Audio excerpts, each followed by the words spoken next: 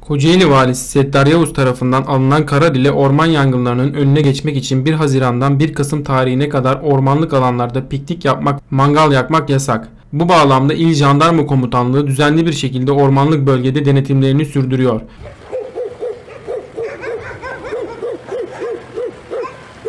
Ve kesinlikle ateş yakılmasına izin verilmiyor. Her noktada kontrol yapan ve düzenli bir şekilde devreye atan jandarma ekipleri bölgede kuş uçurtturmuyor. Ormanın en iç noktalarına kadar kontrol yapan jandarma ekipleri ormanlarımızın korunması için 7/24 teyakkuzda.